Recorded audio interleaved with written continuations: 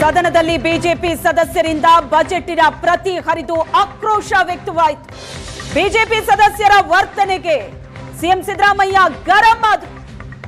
CM ಕೊಠಡಿಯಲ್ಲಿ ಸಚಿವರು ಶಾಸಕರ ಸಭೆ ನಡೀತಾ ಇದೆ. ಸದನದಲ್ಲಿ ಗದ್ದಲ ಮಾಡಿದವರ ವಿವರ ಪಡೆದಿದ್ದಾರೆ ಸಿಎಂ. ಹೆಚ್ಚು ಕೂಗಾಡಿದ್ಯಾರು, ಪೇಪರ್ ಹರಿದು ಎಸೆದವರು ಯಾರು? ಸಚಿವ ಶಾಸಕರಿಂದ ಸಿಎಂ ಸಿದ್ದರಾಮಯ್ಯ ವಿವರವನ್ನ ಪಡೆದಿದ್ದಾರೆ. ಸಿಎಂ ಕೊಠಡಿಯಲ್ಲಿ ಸಚಿವರು ಶಾಸಕರ ಸಭೆ ಆಯಿತು. ಸದನದಲ್ಲಿ ಗದ್ದಲ ಕೋಲಾಹಲ ಜೋರಾಗ್ತಾ ಇದ್ದಂತೆ 10 ನಿಮಿಷಗಳ ಕಾಲ ಕಲಾಪವನ್ನ ಮುಂದೂಡಿದ್ರು ಸ್ಪೀಕರ್.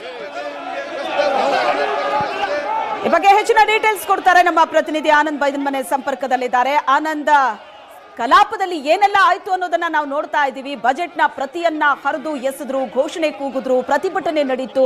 ಬಟ್ 10 ನಿಮಿಷಗಳ ಕಾಲ ಕಲಾಪವನ್ನ ಏನ್ ಮುಂದೂಡಿದ್ರು ಸ್ಪೀಕರ್, ಆ ಗ್ಯಾಪ್ ನಲ್ಲಿ ಶಾಸಕ ಸಚಿವರ ಜೊತೆ ಸಿದ್ದರಾಮಯ್ಯನವರು ಸಭೆ ನಡೆಸಿದ್ರು.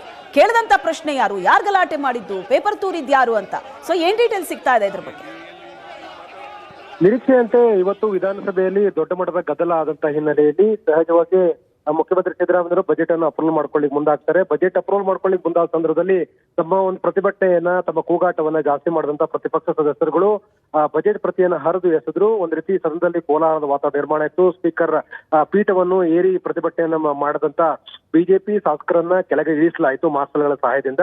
ಅಂತಿಮವಾಗಿ ಗದ್ದಲದ ಮಧ್ಯೆ ಪ್ರಮುಖ ಧನ ವಿನಿಯೋಗ ವಿಧೇಯಕ ಸೇರಿದ ಹಾಗೆ ರಾಜ್ಯದ ಬಜೆಟ್ ಕೂಡ ಅಂಗೀಕಾರ ಆಗಿದೆ. ಬಹಳ ಮುಖ್ಯವಾಗಿ ಈ ಒಂದು ಗದ್ದಲದ ಹಿನ್ನೆಲೆಯಲ್ಲಿ ಸದನದಲ್ಲಿ ಕೋಲಾಹಲದ ವಾತಾವರಣ ನಿರ್ಮಾಣದ ಸಂಬಂಧಪಟ್ಟ ಒಂದು ಸಂದರ್ಭದಲ್ಲಿ ಸ್ಪೀಕರ್ ಅವರು ಅನಿವಾರ್ಯ ಕಲಾಪವನ್ನು ಮುಂದೂಡಿಕೆ ಮಾಡಿದ್ದಾರೆ. ಈಗ ಕಲಾಪ ಮುಂದೂಡಿಕೆ ಆದ ಬಳಿಕದಲ್ಲಿ ಮುಖ್ಯಮಂತ್ರಿ ಸಿದ್ದರಾಮಯ್ಯವರು ವಿಧಾನ ಪರಿಷತ್ಗೆ ತೆರಳಬೇಕಾಗಿತ್ತು. ಅಲ್ಲಿ ಉತ್ತರವನ್ನು ಕೊಡಬೇಕಾಗತ್ತೆ. ಆದ್ರೆ ವಿಧಾನ ಪರಿಷತ್ಗೆ ತೆರಳುವ ಮುಂಚಿತವಾಗಿ ತಮ್ಮ ಕೊಠಡಿಯಲ್ಲಿ ಶಾಸಕರು ಸಚಿವರ ಸಭೆಯನ್ನು ನಡೆಸಿದ್ರು. ಈಗಲೂ ಕೂಡ ನಡೆಸ್ತಾ ಇದ್ದಾರೆ. ಸೊ ಅಲ್ಲಿ ಮುಖ್ಯವಾಗಿ ಬಂದಂತ ಹಿರಿಯ ಶಾಸಕರು ಮತ್ತು ಸಚಿವರಲ್ಲೂ ಕೂಡ ಸದನದ ಒಳಗಡೆ ಆದಂತ ಘಟನೆಗೆ ಸಂಬಂಧಪಟ್ಟ ಮಾಹಿತಿಯನ್ನು ಕೊಟ್ಟರು. ಯಾಕಂತಂದ್ರೆ ಸಿಎಂ ಅವರು ಕೆಳಗಡೆ ತಲೆ ಕೆಳಗೆ ಹಾಕೊಂಡು ಬಜೆಟ್ ನ ಅಪ್ರೂವಲ್ ಸಂಬಂಧಪಟ್ಟಾಗೆ ಉತ್ತರವನ್ನು ಕೊಡ್ತಾ ಇದ್ದ ಸಂದರ್ಭದಲ್ಲಿ ಯಾರ್ಯಾರು ಯಾವ ರೀತಿಯಿಂದ ಪ್ರತಿಕ್ರಿಯೆಗಳನ್ನು ವ್ಯಕ್ತಪಡಿಸಿದ್ರು ಅಂತಕ್ಕಂಥ ನೋಡ್ಲಿಕ್ಕೆ ಸಾಧ್ಯ ಆಗಿರಲಿಲ್ಲ.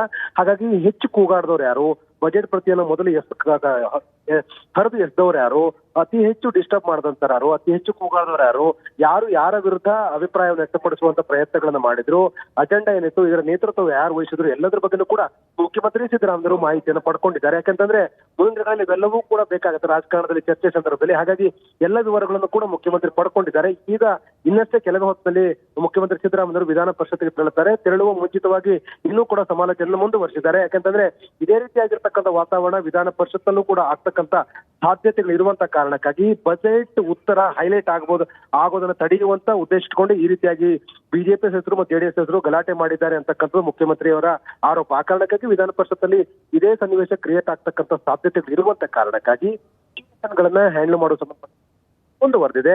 ಅಂತಿಮವಾಗಿ ಕೆಲವೇ ಹೊತ್ತಿನಲ್ಲಿ ವಿಧಾನ ಪರಿಷತ್ ತೆರಳುತ್ತಾರೆ. ಅದಕ್ಕಿಂತ ಮುಂಚಿತವಾಗಿ ಆಗಿರ್ತಕ್ಕಂಥ ವಿಧಾನಸಭೆಯಲ್ಲಿ ಆಗಿರ್ತಕ್ಕಂಥ ಎಲ್ಲಾ ವಿದ್ಯಮಾನದ ಬಗ್ಗೆನೂ ಕೂಡ ಸಂಪೂರ್ಣದ ಮಾಹಿತಿಯನ್ನು ತಿಳ್ಕೊಳ್ತಾ ಇದ್ದಾರೆ. ಆ ಬಗ್ಗೆ ಚರ್ಚೆ ಮುಂದುವರೆದಿದೆ. ಓಕೆ ಆನಂದ್, ಇನ್ನು ಕಲಾಪ ನಡೆಯುವಂತಹ ಸಂದರ್ಭದಲ್ಲಿ ಸದನದ ನಿಯಮ ಮೀರಿದ ನಡವಳಿಕೆ ಏನಾದ್ರೂ ಅಲ್ಲಿ ಕಂಡು ಬಂತ? ಗಲಾಟೆ ಆಯ್ತು, ಪೇಪರ್ ತೂರಿದ್ರು, ಹೌದು, ಬಟ್ ನಿಯಮ ಮೀರಿದಂತ ನಡವಳಿಕೆ, ಅದು ಅಲ್ಲದೆ ಸಿದ್ದರಾಮಯ್ಯನವರು ಯಾರ್ಯಾರು ಗಲಾಟೆ ಮಾಡಿದ್ರು ಅಂತ ಹೆಸರು ತಗೊಂಡಿದ್ದಾರಲ್ಲ, ಇದು ಯಾವ ಕಾರಣಕ್ಕೆ ಅಂತ?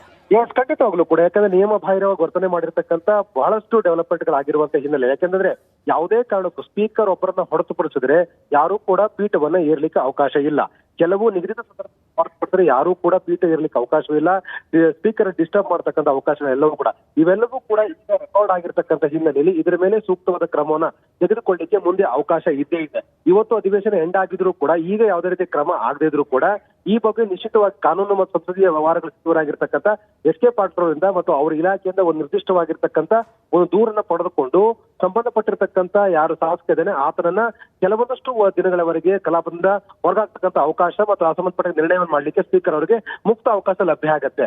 ಸರ್ಕಾರ ಈ ಒಂದು ಇವತ್ತಿನ ಘಟನೆಯನ್ನ ಮುಂಬರುವ ದಿನಗಳಲ್ಲಿ ಬಳಕೆ ಮಾಡ್ಕೊಳ್ಳಿಕ್ಕೆ ಎಲ್ಲ ಅವಕಾಶಗಳು ಕೂಡ ಇರುತ್ತೆ. ಹಾಗಾಗಿ ಎಲ್ಲ ವಿದ್ಯಮಾನಗಳು ಕೂಡ ತಿಳ್ಕೊಳ್ತಕ್ಕಂಥ ಮತ್ತು ಅದ್ರ ಯಾರು ಹೆಚ್ಚು ಕೂಗಾಡಿದ್ರು, ಯಾರು ಹೆಚ್ಚು ಡಿಸ್ಟರ್ಬ್ ಮಾಡಿದ್ರು, ಯಾರು ಪೀಠವನ್ನು ಏರುವಂತ ಪ್ರಯತ್ನ ಮಾಡಿದ್ರು, ಸ್ಪೀಕರ್ ಡಿಸ್ಟರ್ಬ್ ಮಾಡ್ತಾರೆ ಯಾರು, ಇವೆಲ್ಲದ್ರ ಬಗ್ಗೆ ಕೂಡ ಕಂಪ್ಲೀಟ್ ಆಗಿರುವಂತ ಮಾಹಿತಿಯನ್ನು ಪಡ್ಕೊಂಡಿದ್ದಾರೆ.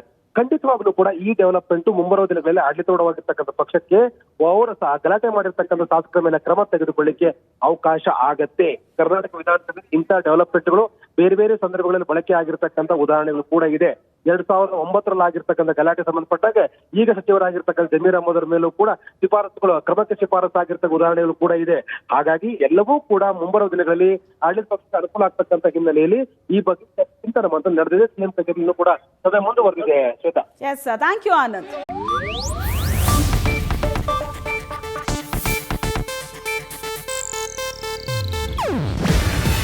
ಇದು ಏಷ್ಯಾನೆಟ್ ನ್ಯೂಸ್ ನೆಟ್ವರ್ಕ್ ಪ್ರಸ್ತುತಿ. ನೀವು ನೋಡ್ತಿದ್ದೀರಾ ಏಷ್ಯಾನೆಟ್ ಸುವರ್ಣ ನ್ಯೂಸ್.